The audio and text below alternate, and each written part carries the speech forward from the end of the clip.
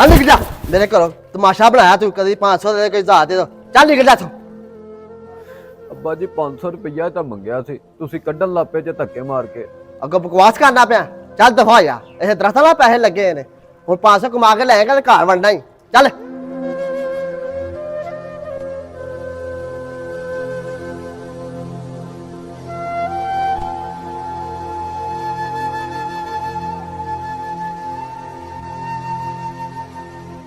ਕੰਮ ਬਹੁਤ ਜ਼ਿਆਦਾ ਪਿਆ ਹੋਇਆ ਯਾਰ ਤੇ ਉਹਨੂੰ ਮਕਾਨਾ ਵੀ ਹੈਗਾ ਤੇ 3-4 ਬੰਦੇ ਦੀ ਜ਼ਰੂਰਤ ਹੈਗੀ ਯਾਰ ਮਜ਼ਦੂਰਾਂ ਦੀ ਕੋਈ ਪਤਾ ਕਰ ਹੈਗਾ ਤੇ ਮੇਰੇ ਕੋਲ ਕੰਮ ਤੇ ਕਲਾ।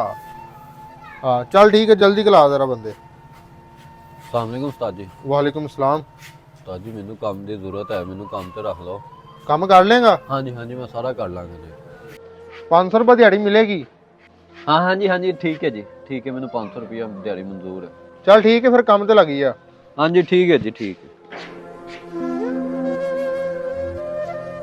ਇਹ ਦਰਖਤਾਂ ਨਾਲ ਪੈਸੇ ਲੱਗੇ ਨੇ ਹੁਣ 500 ਕਮਾ ਕੇ ਲੈਏਗਾ ਤੇ ਘਰ ਵੰਡਣਾ ਹੀ ਚੱਲ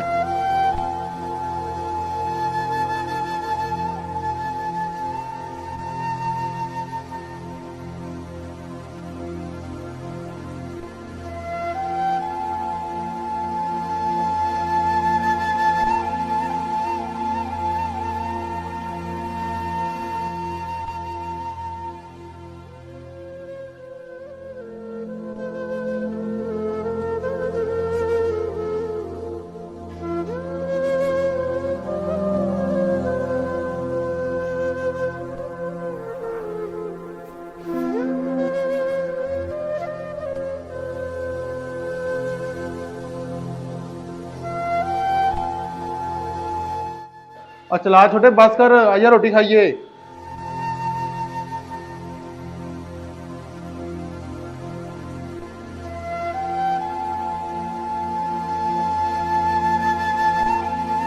हेलो जी।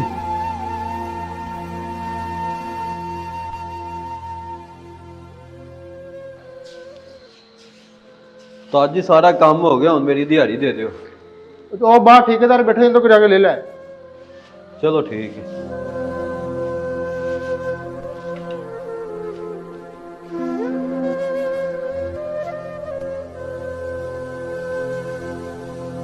ले उस्ताद जी मेरा भी 500 रुपया दे दो।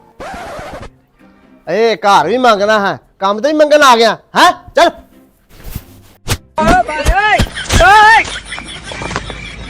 ਚੱਲ ਜਿੰਨਾ ਆਰਾਮ ਕੀ ਸਵਾਇਆ